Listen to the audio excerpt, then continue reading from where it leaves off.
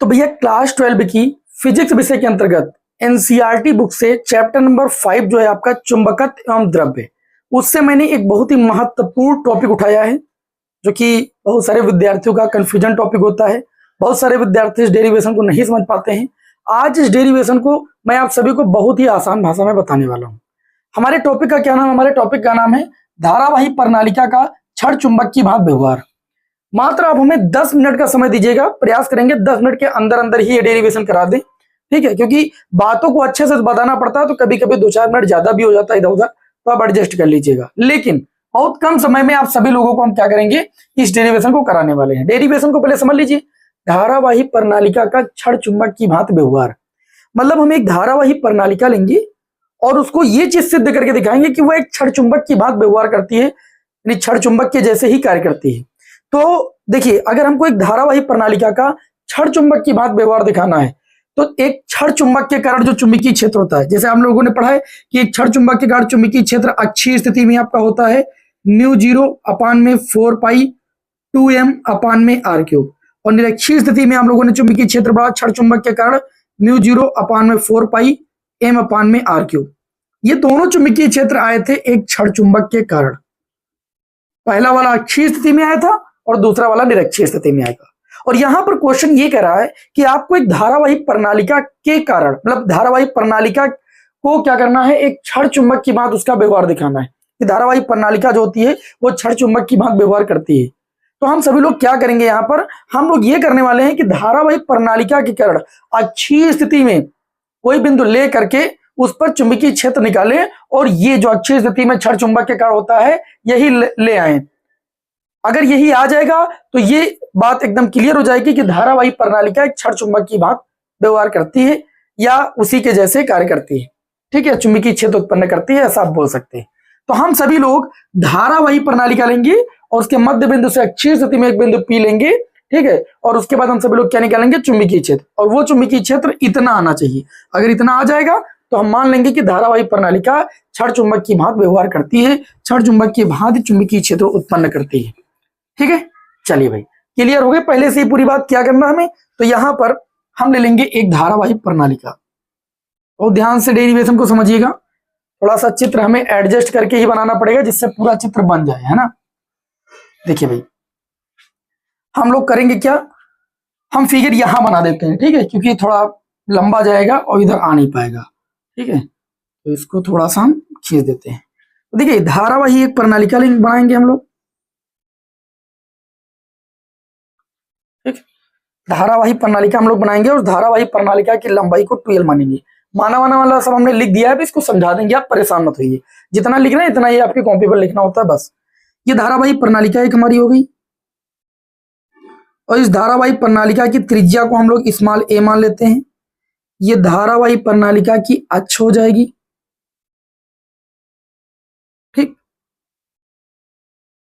ये हमारे पास एक धारावाही प्रणालिका है। इस धारावाही प्रणालिका की लंबाई को हम सभी लोग 2l ले लेते हैं और इस धारावाही प्रणालिका का मध्य बिंदु एक डिसाइड कर लेते हैं O। धारावाही प्रणालिका की जो त्रिज्या है वो आपकी a है और धारावाही प्रणालिका के मध्य बिंदु O से स्मॉल r दूरी पर अक्षीय स्थिति में पॉइंट P ले लेते हैं और इस पॉइंट P पर ही हमको संपूर्ण धारावाही प्रणालिका के कारण उत्पन्न चुंबकीय क्षेत्र निकालना है और वो आना चाहिए एक क्षण चुंबक के कारण अक्षीय स्थिति में जो चुंबकीय क्षेत्र की तीव्रता का व्यंजक आता है वैसे ही आना चाहिए। तभी यह बात सिद्ध होगी कि धारावाही प्रणालिका क्षण चुंबक की भांति व्यवहार करती है।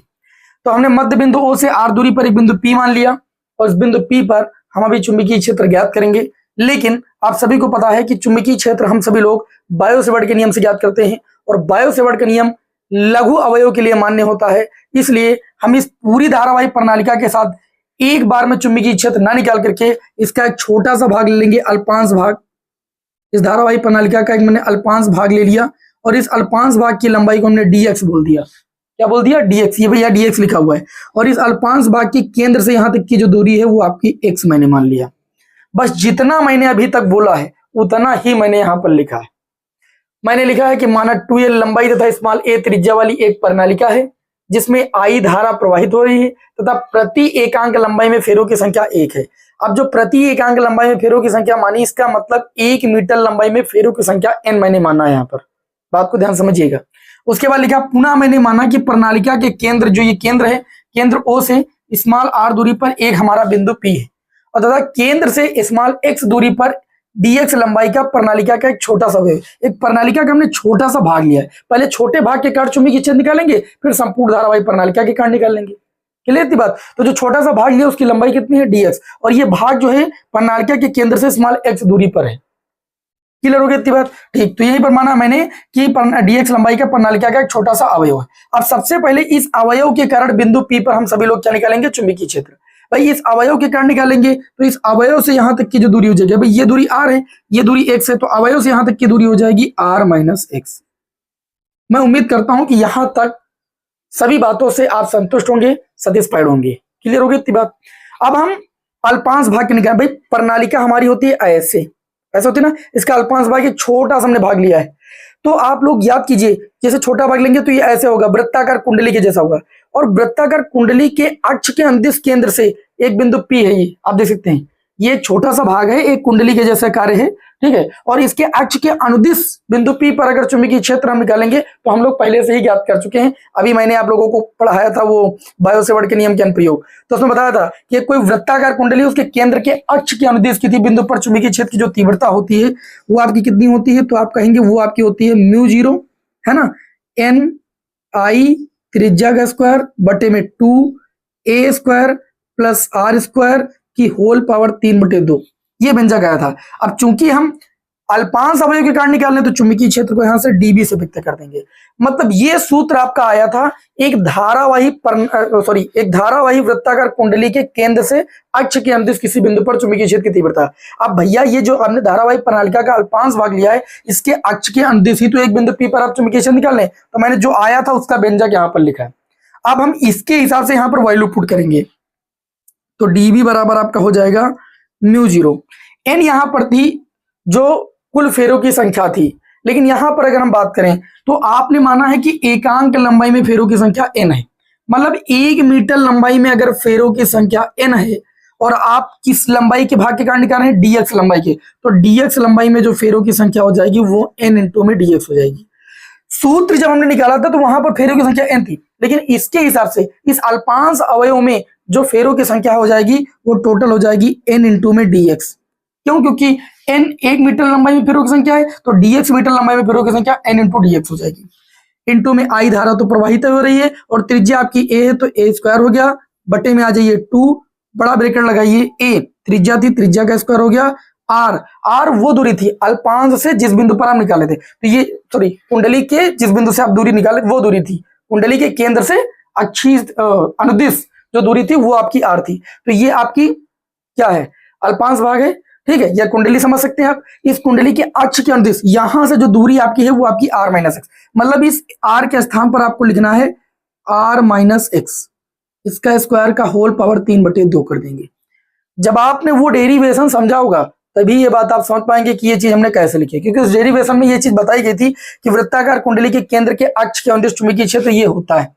अब इस सूत्र के हिसाब से जो यहाँ कंडीशन है वो वैल्यू मैंने यहाँ पर पुटअप कर ली, यहाँ पर वहां पर r स्क्वायर वैल्यू थी, वहां पर फेरों की संख्या n थी, यहाँ पर फेरों की संख्या n इंटू dx अल्पांश लंबाई में, और यहाँ पर जो दूरी है इस अल्पांश से यहाँ तक की वो r माइनस एक्स है।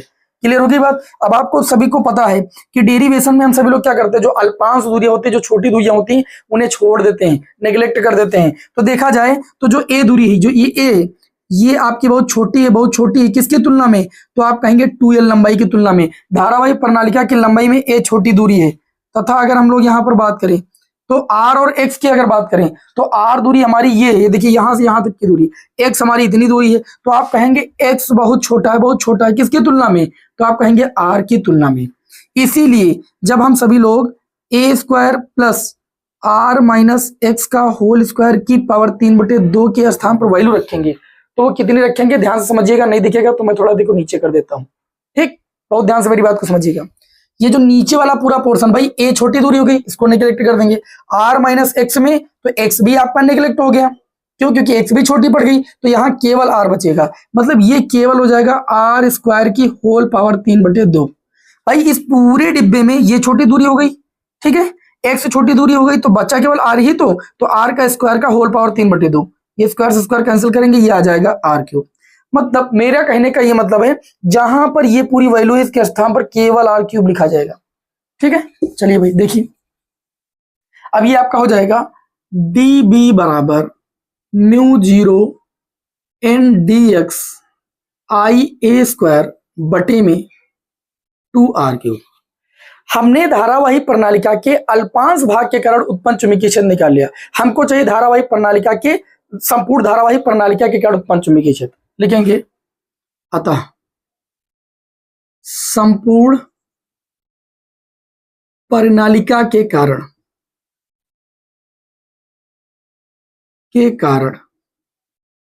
चुंबकीय क्षेत्र।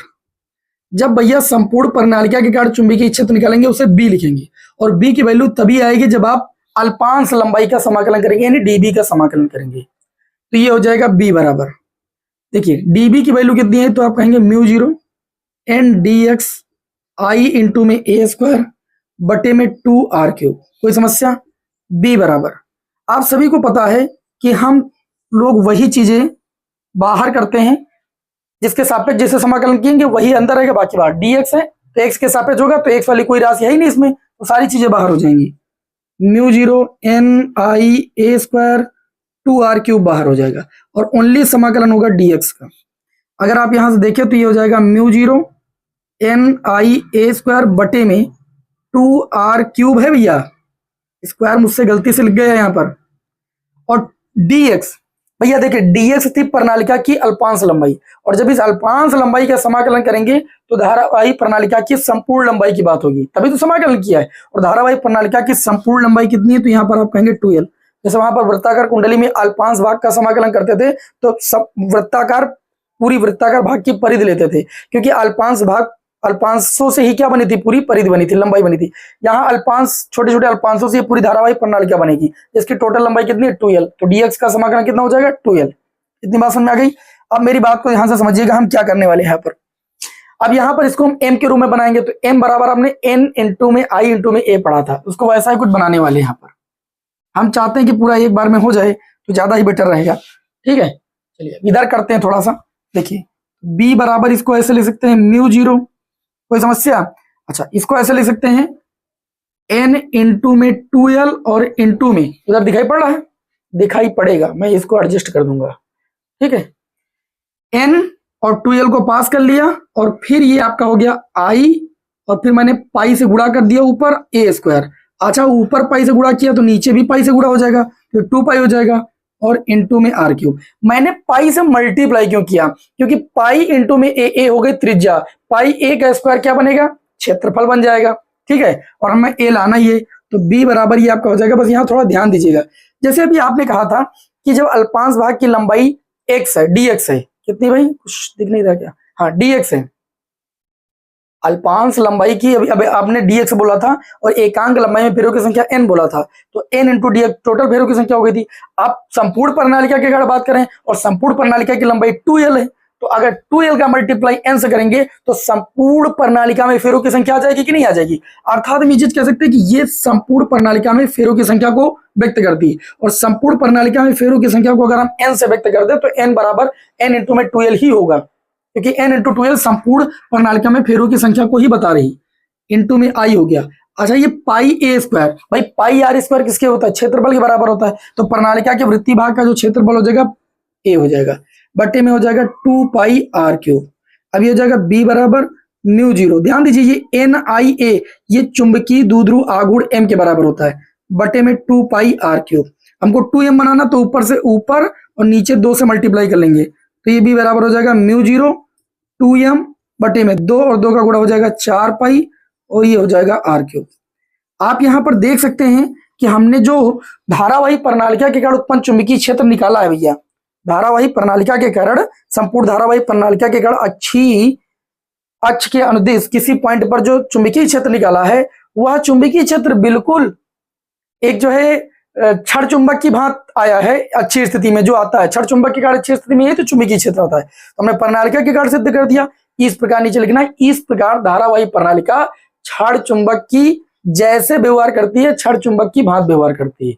डेरिवेशन बहुत आसान शब्दों में मैंने कराया है, इसका स्क्रीनशॉट आप सभी लोग ले सकते हैं, ठीक है। और बाकी क्लास कैसी लगी हमें कमेंट बॉक्स में जरूर बताइएगा। नेक्स्ट क्लास में आपको हम ऐसे ही क्लासों के साथ आगे मिलेंगे। जय हिंद, वंदे मातरम।